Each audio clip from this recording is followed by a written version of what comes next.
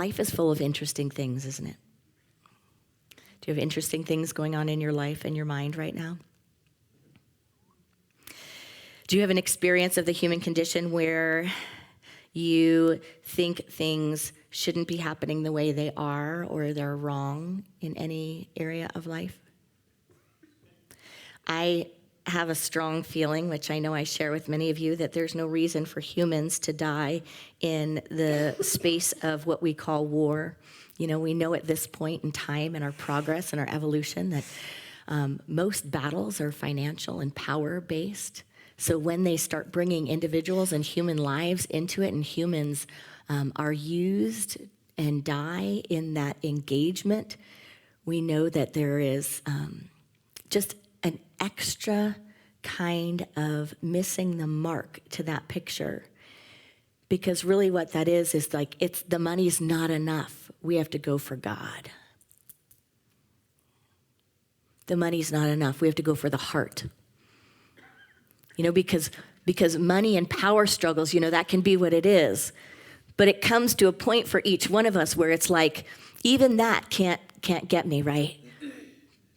But when it goes after the heart, people to people, that's when you can rile people up. That's when you can get the ego involved. That's when you can just get into despair and suffering and go, no, right? That's when all the human condition can come up.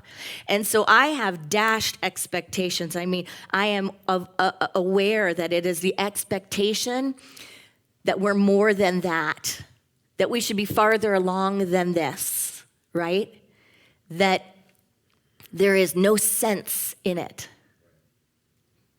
And I'm also aware that it's part of the human condition to have higher expectations than what I see demonstrated around me, even within me. So what do we do when our expectations are dashed? How do we show up for it? Look at the little example this morning. Like, there was just a little funky fun this morning, right? And for those of you that are live streaming, you don't know, but well, you do know that the live stream wasn't working, but we just had a little hoedown in here while we waited. We just sang a song and enjoyed and took on the opportunity, took on the moment, right?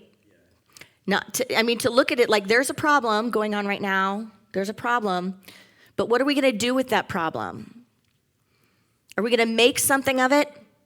Are we going to sit and be catatonic and let that time be wasted or pass by?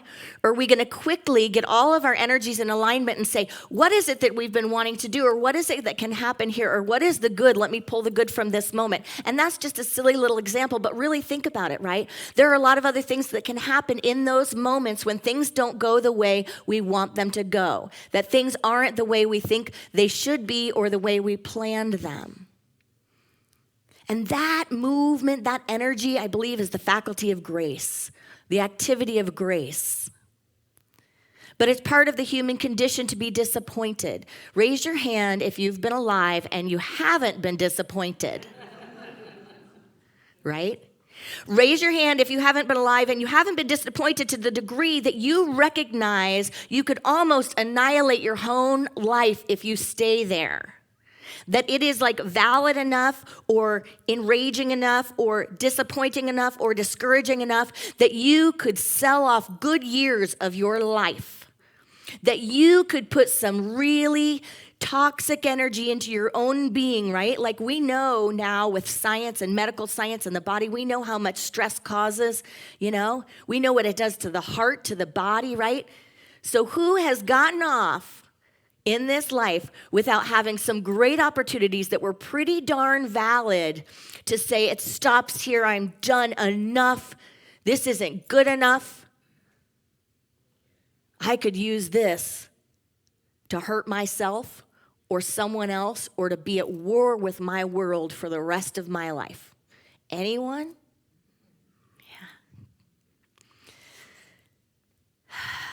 This is the human condition.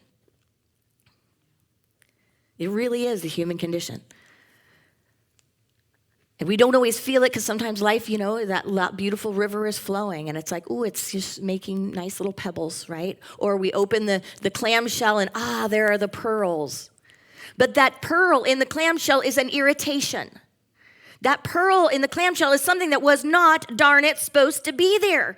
Not supposed to be there. Not supposed to happen like this. I wasn't supposed to experience this. I wasn't supposed to lose this. It wasn't supposed to change like this. People aren't supposed to do this.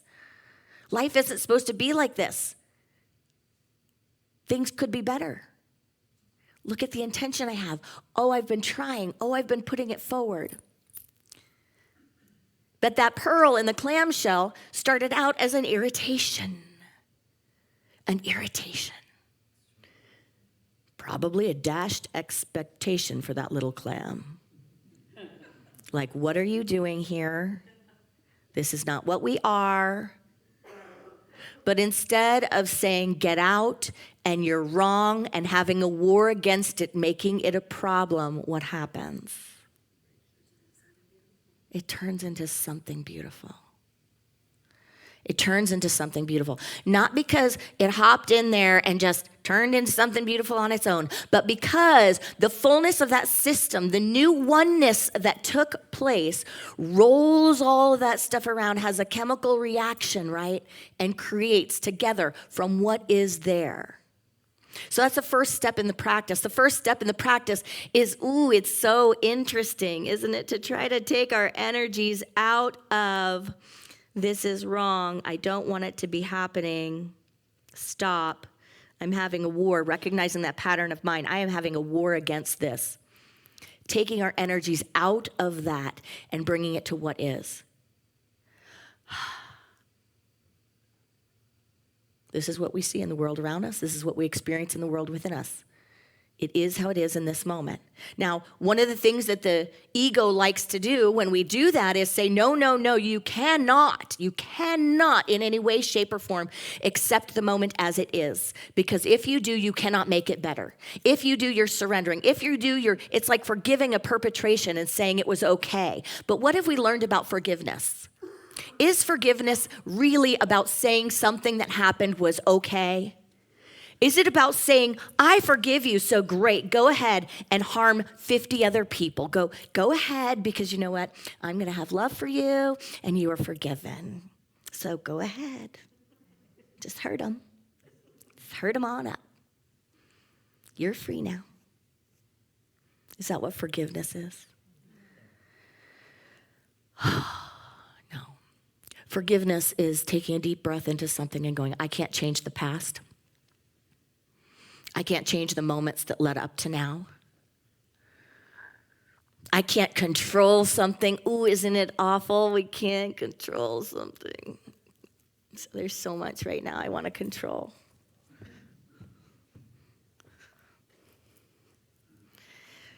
I can't control something. So the sense of separation, the ego mind, the will tell us, if I'm at peace in the midst of this, I'm somehow signing on for something I don't want more of. But the truth of the spiritual practice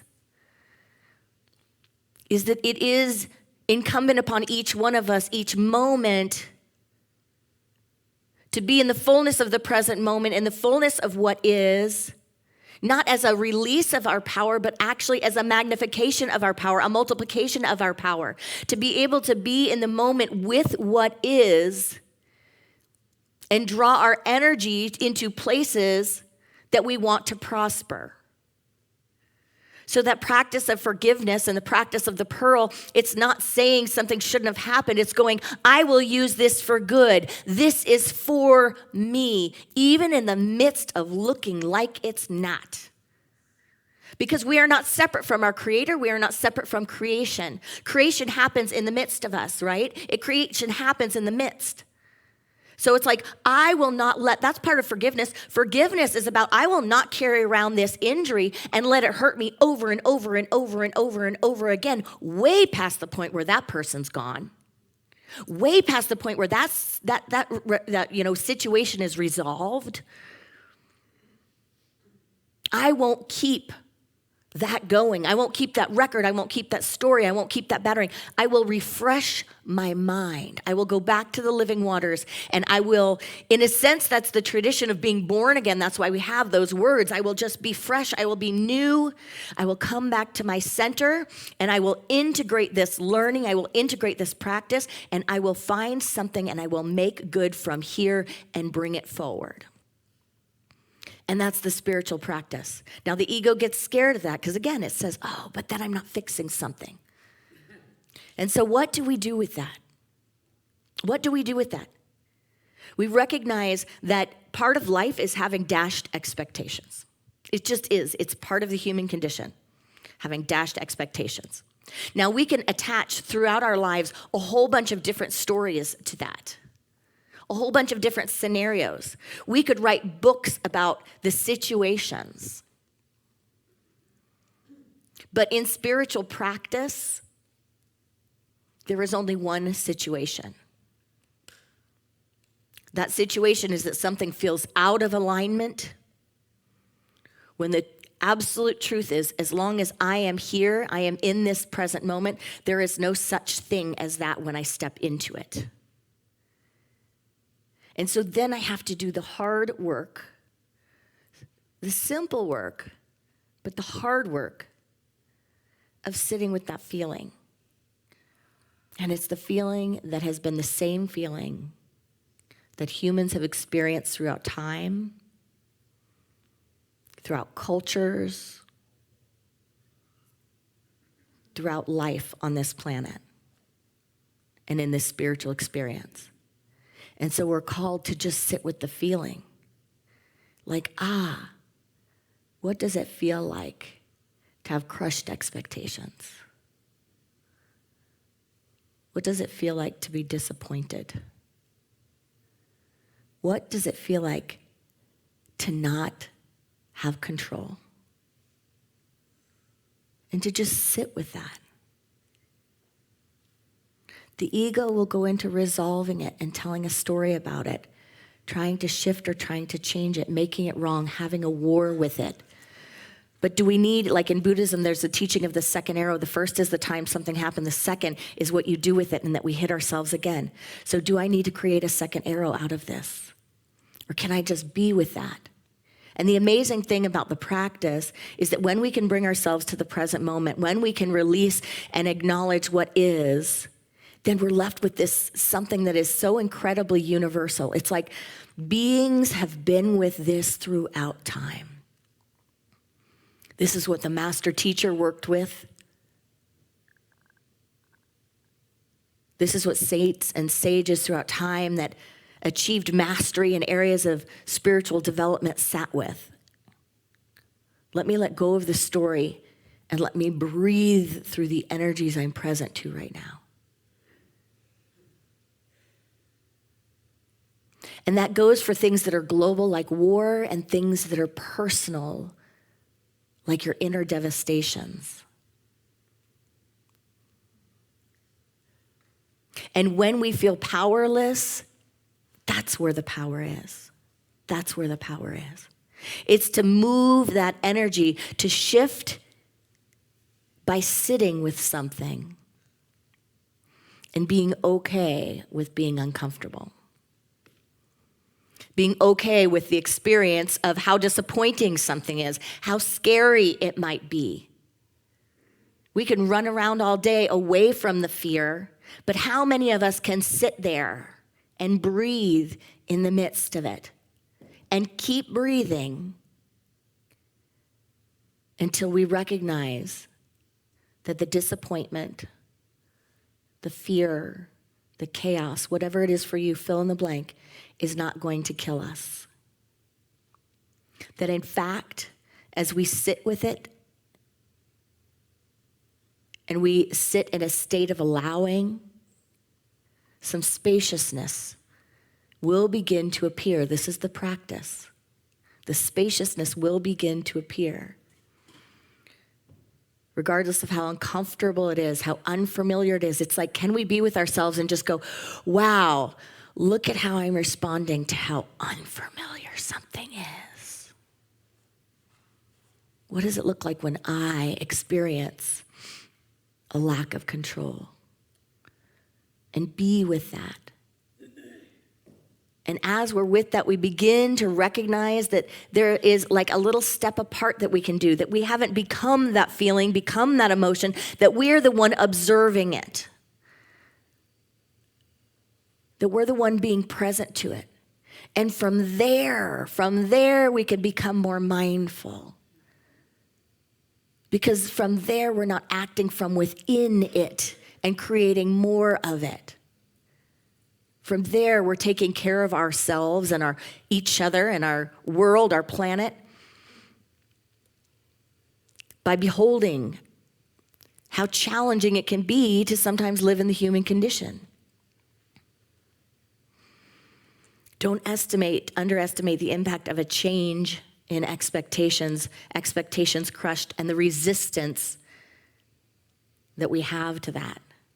It does create suffering. It creates an experience of suffering because when we hold anything as wrong, and there feels like there are wrongs, right? I mean, right? There are wrongs. And that's okay. It's part of the human condition. But there's something deeper than that when we sit with those feelings. Because there is something within each one of us and among us that is eternally available. And the healing error we make is thinking it's about resolving something on the outside. Not that things on the outside won't get resolved, but it's about first going to headquarters and resolving on the inside, creating peace on the inside, on a feeling, on an emotional level. Recognizing the outer conditions, but recognizing the inner spirit and the power of the inner spirit. And it's from that space that we can begin to focus on what we are in control of, that we can begin to see beyond. We can take the time to look at the areas where we are powerful. And we can begin to apply the faculty of faith. In Romans 12:12, it says, rejoice in hope, be patient in suffering, and persevere in prayer. There is not one person that gets out of this lifetime without having a lot going on. Can we give ourselves grace? Can we give others grace? Can we bring grace to the moment and to the world? Dale Carnegie, in the book How to Stop Worrying and Start Living, said, no matter what happens, always be yourself. That's something to remind us to tune into ourselves. When we're not feeling like ourselves, can we allow that? Let me be myself, my raw, authentic, vulnerable, spiritual, human, together, messy self. He said the best possible way to prepare for tomorrow is to concentrate with all of your intelligence, all of your enthusiasm on doing today's work superbly today. That is the only possible way you can prepare for the future. Our thoughts make us what we are. Our thoughts make us what we are. That's the only way to prepare for what's next, is to be so fully present in right now. He said, when we hate our enemies, we are giving them power over us, power over our sleep, our appetites, our blood pressure, our health, and our happiness. Yuck. Right? But this is the deep work. This is the way, the path. It's not always easy. Sometimes we can feel like we're breaking, or could feel like the world outside of us is breaking. And I guess the only way to break through is to have something break. So it's to remind ourselves, nothing whole can be broken. So there's something beyond what can be broken. If it's being broken in us, then it's okay that it breaks. Because there's something whole beyond it. There's something about it that's not real if it can be broken. Living the Infinite Way by Joel Goldsmith. The Master gave only 2 commandments. One was to love God, the other was to love your neighbor as yourself. How can you love God except in the realization of God as love? How can you love God if you believe that God is withholding some good or is punishing you or doing something you would not do to your own children? You can love and honor God only if you can see God as glorious, infinite life, life unfettered, unhindered, and unaffected by humans' virtue or transgression. To love God and your neighbor as yourself is to visualize that tree and remember that every branch is your neighbor and that your neighbor is deriving good through the same invisible Christ. The tree and the branch. We are together on the tree and the branch. He goes on to say, the Master was careful to describe your neighbor so that no one would make any mistake. Your enemy is your neighbor. And therefore, when you pray for your neighbor, be sure to include your enemy. For unless you pray for them that persecute you and despitefully use you and forgive them until 70 times 7, you are loving only certain neighbors. And people have found themselves in a great deal of trouble for doing just that. Greater love hath no man than this, that a man lay down his life for his friends. You lay down your life every time you declare, I have no life. God is my life, and God is your life. God is the only life, the only love, the only substance, and the only supply. And so it is.